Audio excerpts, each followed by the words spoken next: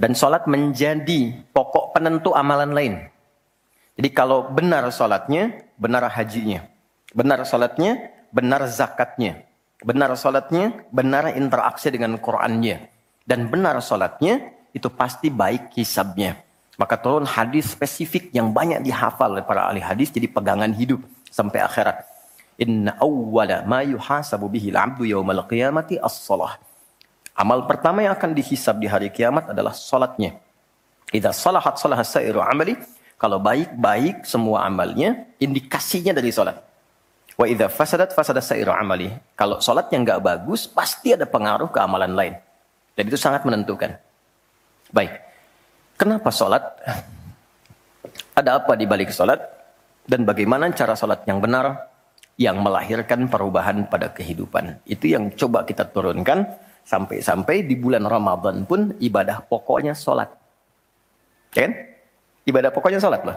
Sampai Nabi mengatakan, Man qama Ramadana imanan wa ihtisaban, ghufira lahu ma taqaddama min dhanbi. Spesial untuk Ramadan, orang yang sholatnya benar, khusus di Ramadan, di malam harinya, yang kita kenal dengan tarawih, kalau benar sholatnya, dan ada getaran pada jiwanya, lalu dia berdoa spesifik, maka yang pertama Allah berikan mengampuni semua dosa yang pernah ia kerjakan selama hidupnya. Dan itu nggak main-main. Artinya merubah dia menjadi lebih baik. Itu salat. Karena itu kenapa ada tambahan di Ramadan spesifik untuk meningkatkan salat tarawih.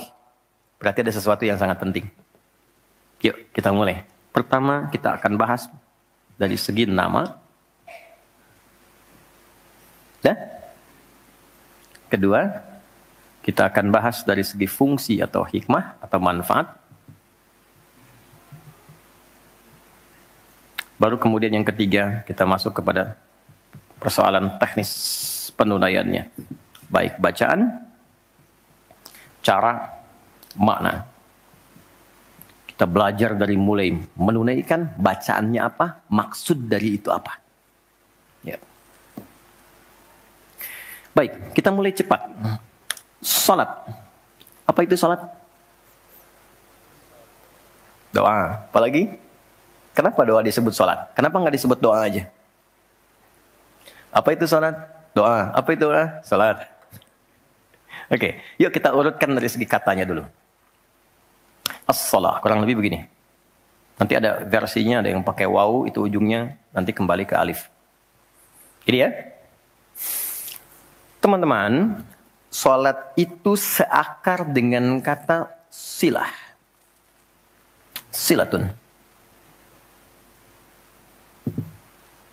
Seakar verbnya, kata kerjanya dengan kata wassala.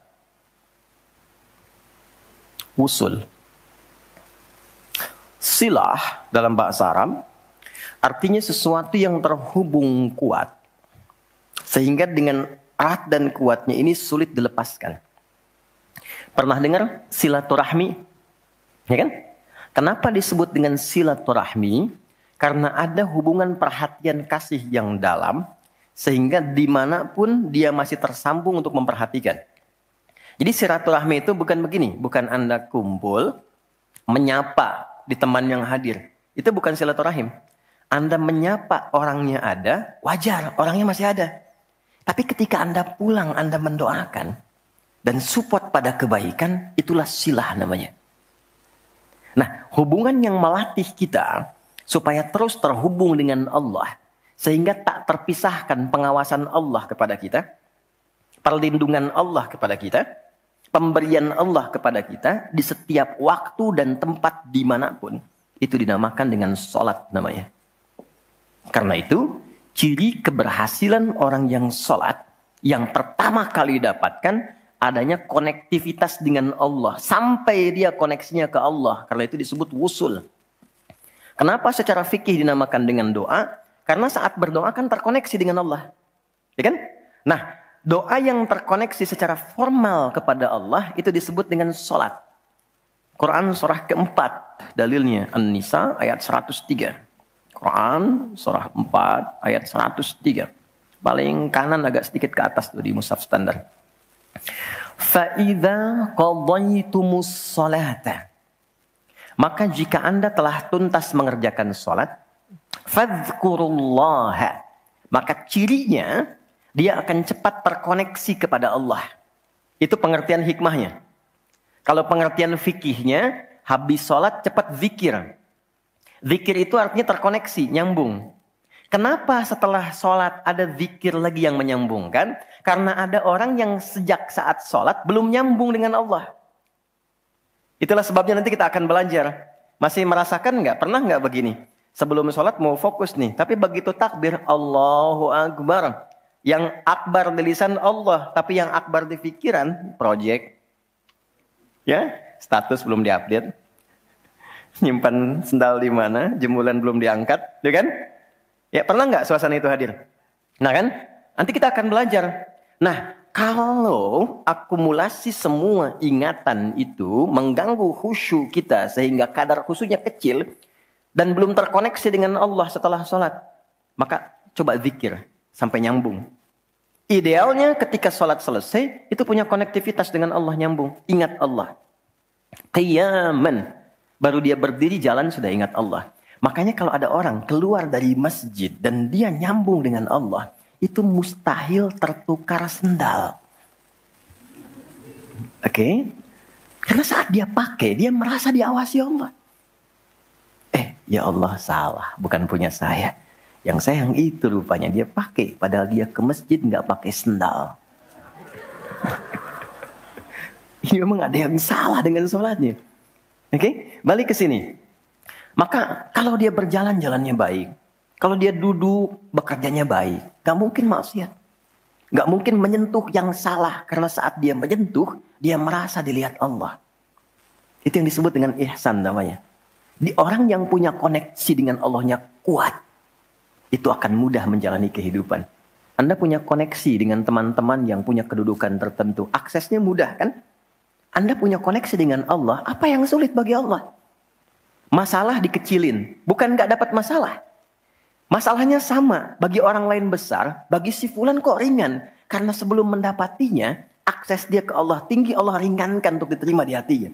Dilapangkan hatinya sebelum menerima persoalannya. Jadi ketika menerima persoalan, dia tinggal senyum aja, selesai. Macet, yang lain gelisah. Alhamdulillah macet. Bisa hafalan dulu, bisa baca dulu, bisa mengerjakan yang lain dulu. Ini semua dibaca dengan nyaman karena konektivitas yang tinggi dengan Tuhan. Jadi ternyata ketika diminta menunaikan ibadah sholat, ada hal yang sangat besar yang Allah ingin berikan kepada kita semua. Saya ingin tanya teman-teman, berapa waktu yang Allah mintakan kepada kita untuk menunaikan sholat? Berapa? Tiap hari kita kerjakan. 5 kan? 5 kan? Nomor koneksi dengan Allah. Masih ingat nomornya? 24, 4, 3, 4. Klik. Naik. 2 subuh, 4 duhur, 4 asar, 3 maghrib, 4 isya kan? Ayo bikin status. Ya kan? 5 waktu kan? 5 waktu kan? Kenapa 5 waktu? Salah satunya, karena di dalam Quran diisyaratkan orang yang benar salatnya, sesuai yang dengan yang diajarkan Nabi, sesuai yang diisyaratkan Quran, akan mendapatkan 5 kemuliaan dalam hidupnya yang tidak didapatkan oleh orang yang tidak sholat. 5 ini. Itu yang coba kita akan keluarkan. Itulah sebabnya kenapa sholat sangat ditekankan, kenapa sholat diwajibkan. Karena Allah mewajibkan kita mendapatkan semua kebahagiaan dan kesuksesan yang kita ingin raih dalam kehidupan. 5 ini. Yuk kita mulai. 1. Izinkan saya memulai dari sini supaya kita punya motivasi untuk menunaikan sholat. Jadi kalau nggak tahu yang 5 ini, cara pandangnya kepada sholat jadi beban. Baru aja zuhur, dasar lagi. Baru maghrib, udah isya lagi. Kan? Nah, ayo isya. Tadi kan udah mau maghrib. Kan? Pernah merasakan itu? Karena cara pandangnya menilai sholat sebagai beban. Padahal ketika Allah wajibkan, itu cara mewajibkannya bukan sebagai beban, sebagai motivasi yang mengantarkan pada keindahan. 1, kita cepat. Quran surah ke-20 di ayat yang ke-14. Tafsirnya Quran surah 13 ayat 28. 1 paket. Kita pakai Quran hadis aja ya, biar nggak bisa didebat. Oke, Quran surah ke-20 ayat 14.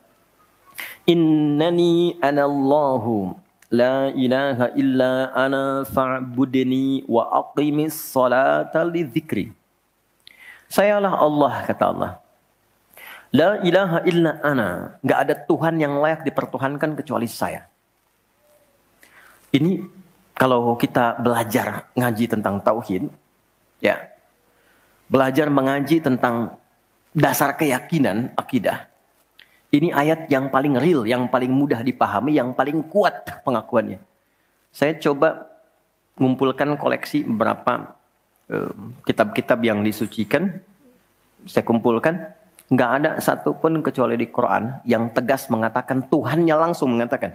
Tidak mewakili perwakilan. Sayalah Allah. Satu-satunya yang dipertuhankan, sembah saya. Coba di Quran.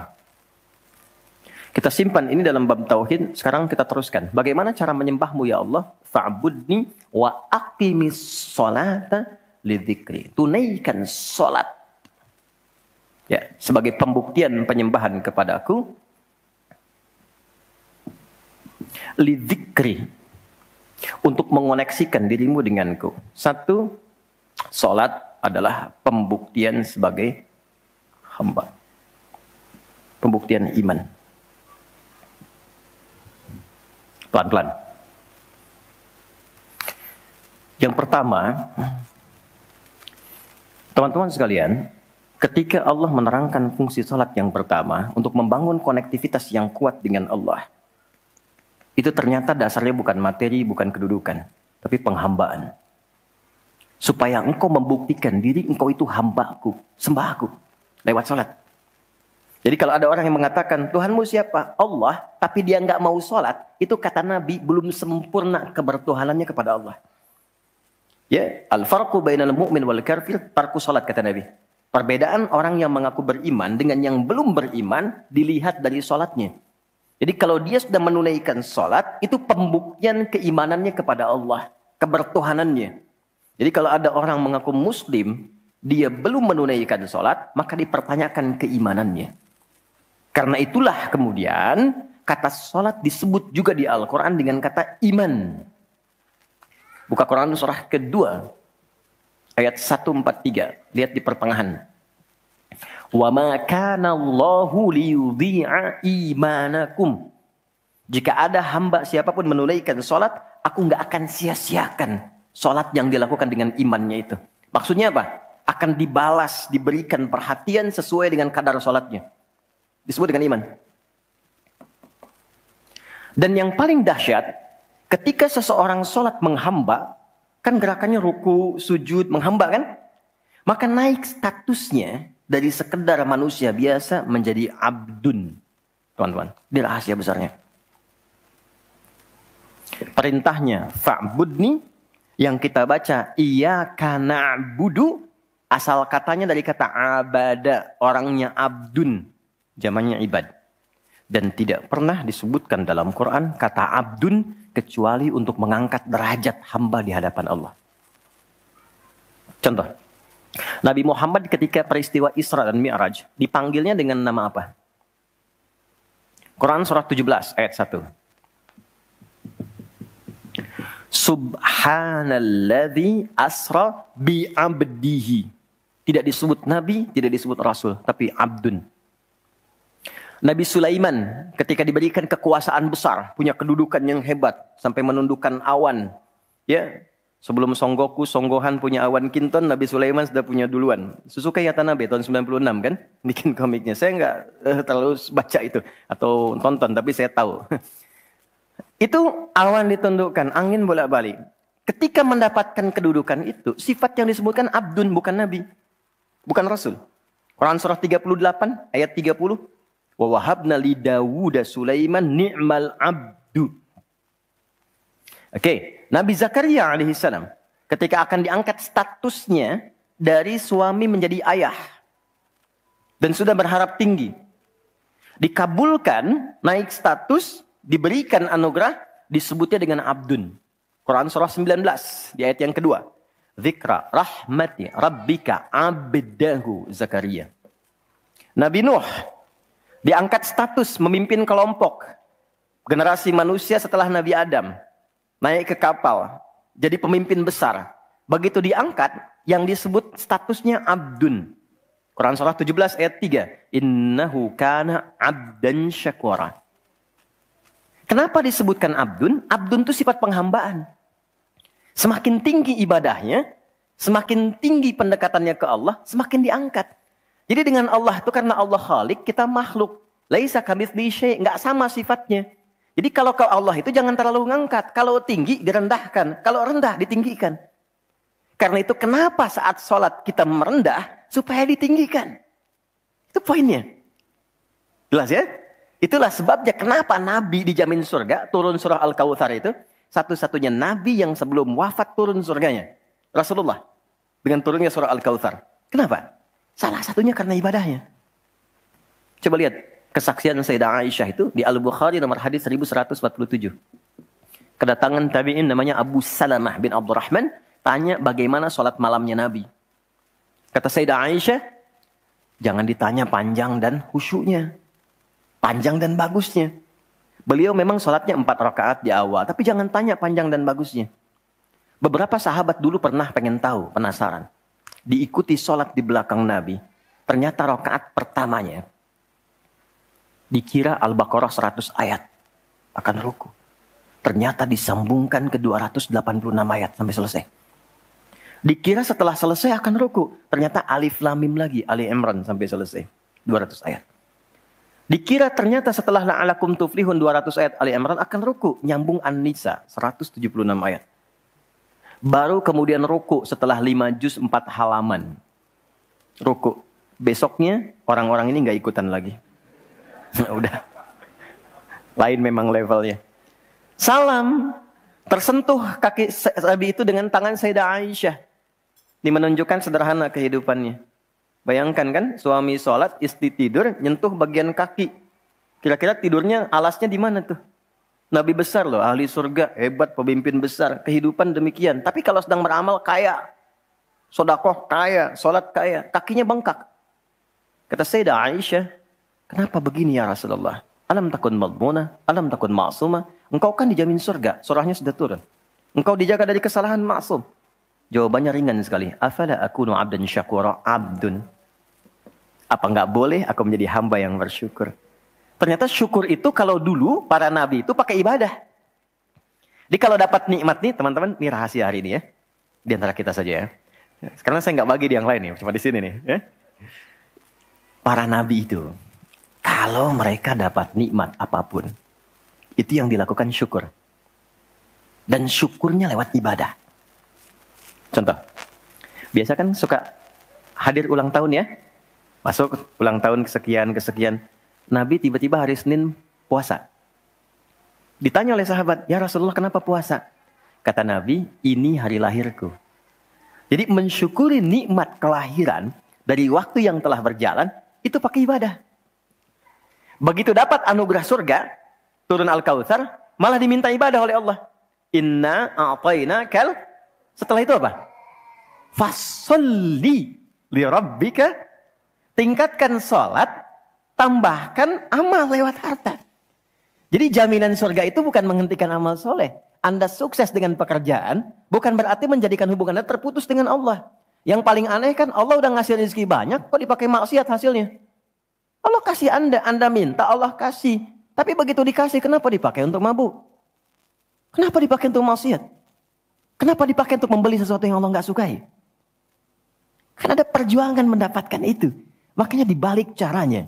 Ketika Anda menghamba, menunduk, Allah mengangkat. Tapi kalau Anda mengangkat, Allah turunkan serendah-rendahnya. Ini rumus pertama. Jadi ternyata ketika kita diminta menghamba dalam sholat, itu adalah jembatan pertama bagi Allah untuk mengangkat kita dengan derajat tertinggi. Paham? Oke, satu. Jadi kalau ke anak-anak begini kalau tanya, Mah kenapa sih harus sholat? Supaya kamu jadi hebat. Gitu. Kok bisa? Lihat Umar. Sebelum sholat. Orang biasa. Kerjanya begini. Cuman jalan-jalan. Mabuk dan sebagainya. Tapi setelah sholat. Dia jadi pemimpin yang sangat hebat. Dia hafal sekian bahasa. Dia dirikan sekolah-sekolah. Pemikirannya hebat, tangguh orangnya. Di mana-mana dikagumi. Itu. Kalau ada karyawan Anda bertanya, kenapa Pak harus sholat? Supaya kita makin sukses proyeknya. Makin banyak omsetnya. Coba lihat Abdurrahman bin Auf. Bukankah sebelum dia sholat dia kaya tapi biasa, malah hilang kekayaannya.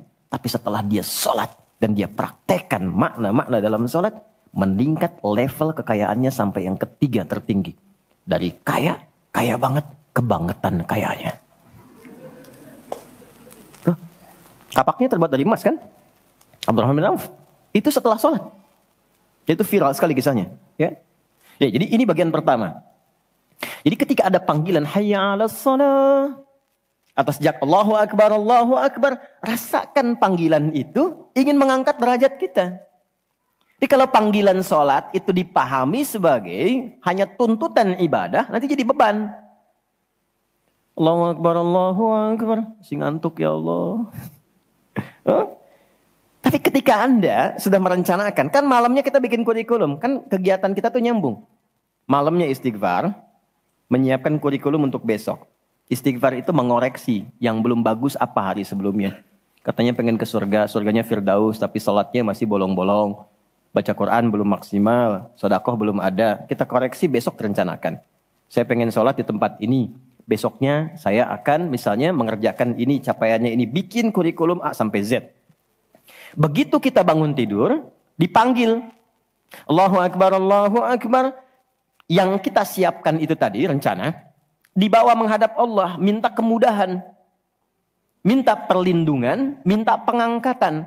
Makanya kenapa sholatnya disebut subuh dari kata asbah. Sesuatu yang sudah siap dengan rencana. Wasubhi idza tanaffas. Quran surah 81 ayat 18.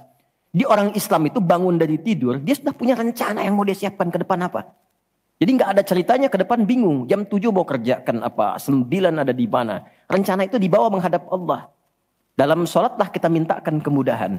Itulah pengantar pengangkat derajat. Jadi ketika azan berbunyi kalimatnya Allahu Akbar, Allahu Akbar. Ini peluang saya. Jelas? Halo, jelas? Alhamdulillah. 2, masih di sini. 2. Wa aqimis sholata lidzikri, tunaikan salat untuk mengingatku. Apa manfaat zikir? Apa manfaat zikir? Kembali ke Quran surah 13 ayat 28. Ala bidzikrillahi tatmainnul qulub. Yakin, ala itu harful ikhbar wa taukid. Huruf yang berfungsi menginformasikan dan menegaskan. Kata Allah, yakinkan pada jiwamu. Semakin banyak engkau berzikir, dampaknya semakin tenang hatimu. Jadi kalau sedang gelisah, zikir, bukan update status. Ingat ya? Karena mengupdate status, mencurahkan pada media sosial, tidak menghilangkan kegelisahan. Dan tidak menyelesaikan masalah. Bintaro macet ya. Apa dengan dibuat macet selesai? Tidak. Nggak nyangka ya dia seperti itu. Nyangka. Ketika ada orang mengatakan nggak nyangka, sedang nyangka dia tuh. Dan tidak selesai masalahnya. Apa kata Quran? Jika Anda sedang gelisah, optimalkan zikir. Apa itu zikir? Semua jenis kegiatan yang menyambungkan kita dengan Allah. Misal, doa. Doa itu di Quran disebut zikir. Quran surah 7 ayat 205.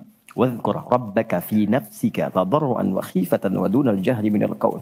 Kalau Anda sedang gelisah banyak persoalan, alih-alih mengeluh, angkat tanganmu minta kepadaku. Bukankah saat berdoa menjadi semakin tenang? Solusi belum datang, tapi hati lebih tenang kan? Dan jiwa yang tenang itu melahirkan pemikiran yang gemilang. Hasil yang cemerlang.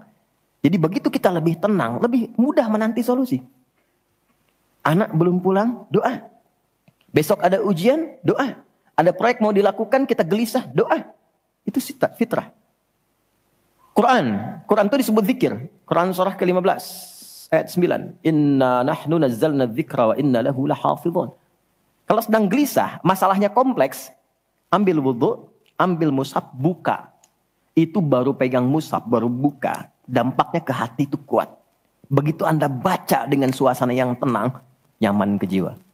Yang paling dahsyat kadang-kadang dibuka, mushafnya acak, keluar ayatnya sesuai dengan masalah kita. Tuh. Itu Quran. Ya. Apalagi kalimat thayyibah. Subhanallah, alhamdulillah, Allahu akbar, masya Allah, astagfirullah. Itu zikir. Quran surah 4 ayat 103. Fa idza qadaytumus salata fadhkurullaha. Makanya ketika Anda mendapatkan nikmat, alhamdulillah, hati lebih tenang. Tidak menggunakan nikmat dengan hal-hal yang tidak positif. Ada sesuatu, astagfirullah. Ada keluhan, ya Allah. Lebih tenang. Akumulasi semua bentuk zikir itu ada dalam salat. Di salat ada subhanallah? Ada. Ya. Di salat ada alhamdulillah? Ada. Di salat ada Allahu Akbar? Dibuka dengan takbir. Di salat ada Quran? Ada. Al-Fatihah, Quran. Kita salat baca Quran. Apa lagi? Apakah di salat kita kemudian membaca kalimat thayyibah? Baca. Berdoa? Iya, isinya semua doa. Maka ketika semua jenis zikir dikumpulkan, itu berubah menjadi salat. Dan kalau satu zikir saja membuat tenang, apalagi sholat. Makanya sholat itu jangankan ibadahnya, tempatnya saja bikin tenang. Coba teman-teman, ikhwan ya. Anda ada masalah nih di kantor, mampir ke masjid. Itu buka pintu masjid baru masuk, sudah tenang. Enak. Makanya saya sering katakan, sering share dengan beberapa kawan. Anda kalau sedang kerja, coba pulangnya jangan langsung ke rumah. Mampir ke masjid dulu. Yang terdekat ya dengan rumah. Yang terdekat. Mampir ke masjid, sholat 2 rakaat. Di situ sampaikan, ya Allah, aku telah berikhtiar seperti apa yang telah Engkau perintahkan. Dan aku bertawakal akan rezeki yang telah Engkau tetapkan. Itu begitu Anda selesai berdoa pulang, yang dibawa ke rumah aura masjid bukan aura kantor. Dan istri anak-anak di rumah mendapatkan ketenangan yang sempurna. Jadi nerima antum itu nerima dalam keadaan yang penuh dengan ketenangan. Jadi ketika menyambut anak, ayah, papa, papi, buya. Antumnya tuh udah enak nerimanya. Coba kalau nggak percaya, rasakan itu. Ke masjid tuh beda. Dibanding rumah sendiri, rumah Allah lebih tenang kan? Itu baru tempatnya. Dan puncaknya Ka'bah. Yang menjadi kiblat. Itu ada di Quran, surah kedua, ayat 125. Wa idh ja'alnal baita mathabatan linnasi wa amna. Dan pelajari, pahami, renungi. Ketika aku tetapkan dengan keagunganku, Ka'bah pusat ibadah yang menenangkan. Sebanyak apapun Anda punya kesulitan, depan Ka'bah itu ngalir air mata, tenang aja. Gitu. Pancarannya masjid. Ya. Masya Allah ya. Nah, amalannya sholat. Jadi ambil suasana itu, bawa ke dalam diri kita, untuk menghasilkan apa yang kita harapkan. Yang kedua, di intinya kalau sedang tidak tenang, gelisah, ada persoalan, atau bahkan ya, untuk menentukan satu urusan. Kalau Anda bingung, merasa ada saingan yang tidak sehat, merasa ada orang-orang yang mungkin mengganggu, lakukan sholat sebelum berangkat. Tahu Imam Al-Bukhari ya? Beliau menulis Sahih Al-Bukhari kan? Itu sebelum menulis setiap satu hadis, sholat 2 rakaat. Kalau tenang, baru dituliskan. Tidak tenang, beliau sholat kembali. Ditulis di Masjidil Haram, diselesaikan di Masjid Nabawi. Itulah sholat. Makanya semua nabi yang pernah bertugas di bumi, itu sholat. Dan kita yang paling sempurna caranya. Nabi Isa, Yesus, sholat. Quran surah 19, ayat 31. Sampai 33-nya. Wa ausani bis sholah. Allah mewasiatkan padaku untuk sholat. Nabi Zakaria, sholat.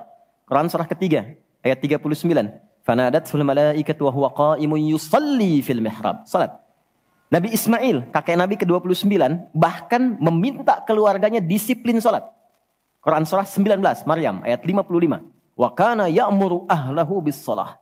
Jadi kalau kita urutkan dari awal sampai ke Nabi Muhammad SAW, atau kita tarik mundur dari Nabi Muhammad ke Nabi Adam alaihissalam, tidak ada satupun Nabi yang bertugas di bumi kecuali mereka salat.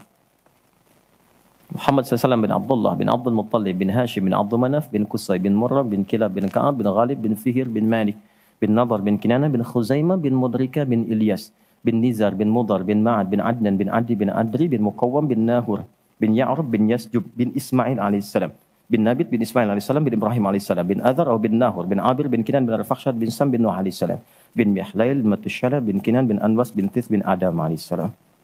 Semua tersambung. Saya ulangi. Semua sholat. Oke? 3. Quran surah 29 ayat 45. Salat bila dikerjakan dengan benar akan merubah pelakunya menjadi lebih baik. Secara singkatnya, salat mendidik kita menjadi pribadi yang baik. Nah, sumber keburukan itu yang menjadi lawan dari baik itu ada dua. Jadi kalau ada orang yang tidak baik, anak yang kurang baik, ayah yang kurang baik, ibu yang kurang baik, itu artinya ada satu dari dua ini yang melekat pada dirinya. Satu, disebut dengan fahsya. Keburukan yang bersumber dari syahwat. Maaf, kata-kata kotor, jorok, zina, LGBT, pornografi, porno aksi, dan semisalnya. Itu fahsya. Jadi nggak mungkin orang sholat, kata-katanya jorok. Perilakunya menyimpang. Nggak mungkin. Karena sholat mencegah itu. Atau mungkar, maaf, keburukan yang bersumber dari nafsu perut dan akal. Mencuri, korupsi, mencela, berdusta, membunuh, merampok, menyakiti, dan semisalnya. Itu mungkar. Makanya ketika seseorang berbuat itu, hatinya mengingkari. Itu disebut mungkar. Hatinya mengingkari. Maka orang sholat, pasti bila sholatnya benar, karena dia tersambung dengan Allah, fahsya dan mungkarnya tertekan. Yang muncul jiwa baiknya, jiwa takwanya. Ketika yang muncul kebaikannya, yang buruknya ditekan, maka yang keluar dari semua bagian tubuhnya, semuanya perilaku baik. Itulah sebabnya ketika Allah berfirman tentang hal ini, disampaikan di Quran surah 29 ayat 45. Innas sholata tanha anil fahsya wal munkar. Mengujinya gampang. Kita uji dengan sejarah pendekatannya. Semua masyarakat di era Nabi, itu kan sebelum masuk Islam perilakunya itu sangat menyimpang. Tidak kenal kebaikan. Tak kenal kebaikan itu jahlun namanya. Orangnya jahil. Kalau disatukan jadi jahiliyah. Gak kenal kebaikan.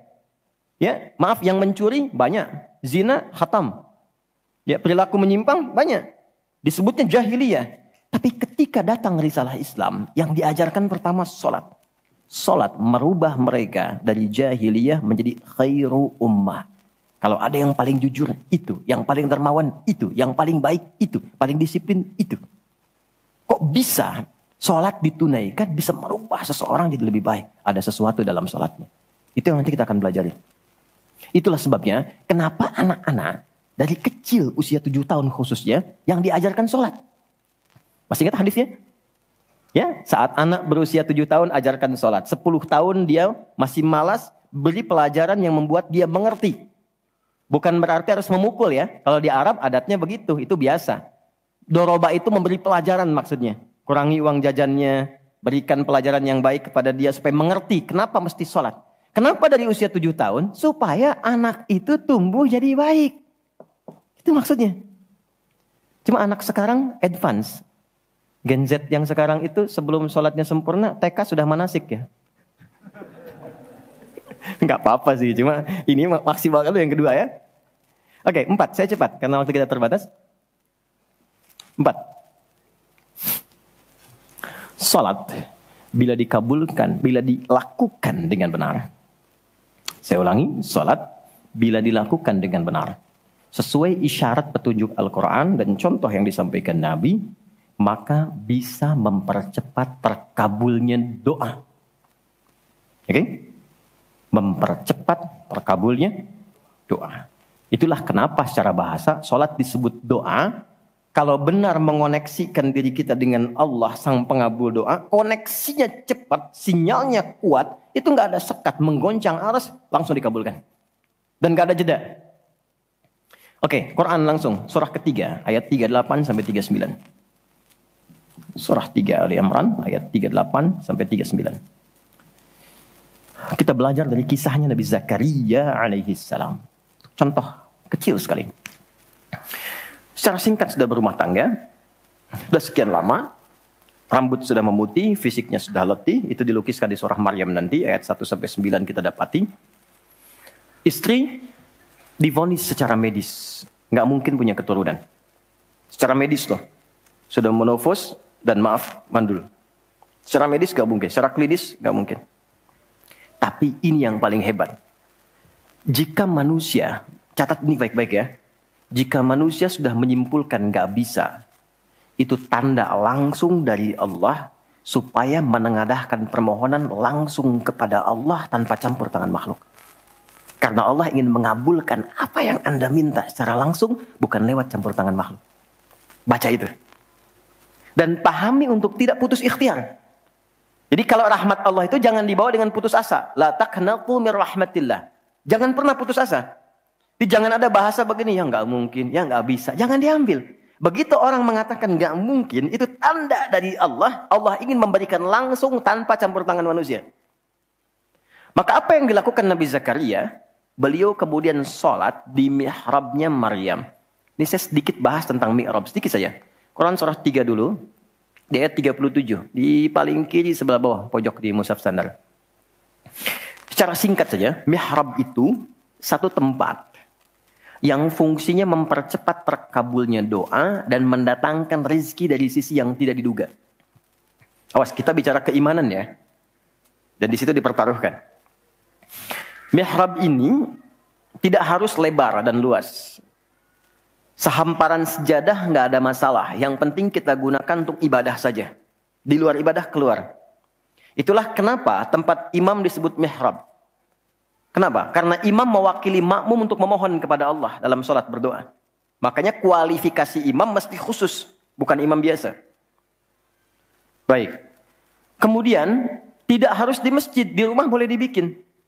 Maryam pernah dibuatkan mihrab. Saat beliau mengkhususkan diri ibadah, di situ apa yang terjadi? Fataqabbalaha rabbuha biqabulin hasanin wa ambataha nabatan hasanan wa kaffalaha Zakaria. Kullama dakhala 'alayha Zakaria al-mihrab wajada 'indaha rizqa. Qala ya Maryam anna laki hadha?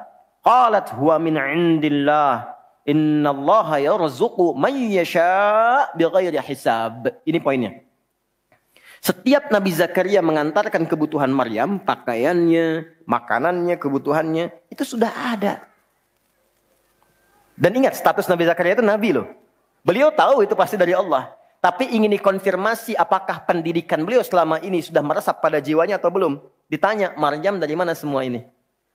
Maka beliau jawab, Maryam jawab, huwa min indillah. Paman, ini semua dari Allah. Baik ya? Allah memberikan apapun yang ia kehendaki tanpa batas pada siapa yang diingini. Maka ini dibaca oleh Nabi Zakaria. Mayyasha itu. Jadi kalau ada di Quran diksi mayyasha, jangan simpulkan ini untuk dia saja. Maksudnya, jadi seperti dia, maka Allah akan berikan seperti Allah berikan kepada dia. Maka Nabi Zakaria kemudian sholat di mihrabnya Maryam itu. Minta sesuatu yang selama ini kata orang terbatas. Apa yang dilakukan? Sholat. Dalam sholatnya minta. Perhatikan cara mintanya. Satu, menyebut nama Allah sesuai kebutuhan. Jadi Allah bentangkan semua nama terkait semua kebutuhan kita. Anda butuh rizki, sebut ya Razak. Anda butuh ilmu, sebut ya Alim. Ya kan? Anda butuh ketahanan mental diri, sebut ya Sabr. Itu 99 tersebar. Itu rumusnya di Quran surah ke-17 ayat 110. Quran surah 17 Al-Isra ayat 110. Qul id'ullaha aw id'ur rahman ayyamma tad'u falahul asmaul husna. Kalau Anda punya persoalan, segera curhatkan kepada Allah, minta berdoa. Sebut ya Allah yang standar atau ya Rahman naik sedikit atau pilih nama yang sesuai kebutuhan kita. Jadi nggak harus semua disebut, takutnya nggak butuh dikasih. Ya Allah ya Sabar, nggak pengen punya masalah, turun masalah kan?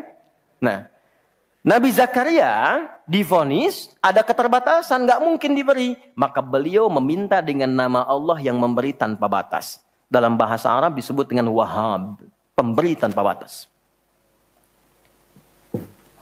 Kalau dialihkan jadi bentuk permintaan, fi'lil amri lit talab. Bukan perintah di sini tapi untuk meminta. Maka rubah kalimatnya jadi hab. Kalau untuk pribadi, habli. Untuk komunal banyakkan hablana. Karena ini kasusnya pribadi, maka di ayat 38 beliau meminta. Hunalika di mihrabnya Maryam. Da'a Zakaria Rabbah. Berdoalah Nabi Zakaria kepada Allah Rabbnya. Perhatikan. Qala rabbi habli min ladunka dzurriyyatan thayyibah innaka sami'ud du'a. Ini fikih doa yang penting dipelajari. Ya Allah, ini kalau terjemah bebasnya begini. Mereka mengatakan, aku nggak mungkin punya keturunan. Maka aku memohon darimu saja yang tidak punya batas dalam pemberian. Mereka katakan aku nggak mungkin. Aku memohon kepadamu yang tidak punya batas dalam pemberian. Innaka sami'ud du'a, sungguh engkau pasti mendengar doaku. Kalau kepada yang maha mendengar tidak terkabul juga, kepada siapa lagi aku mesti memohon?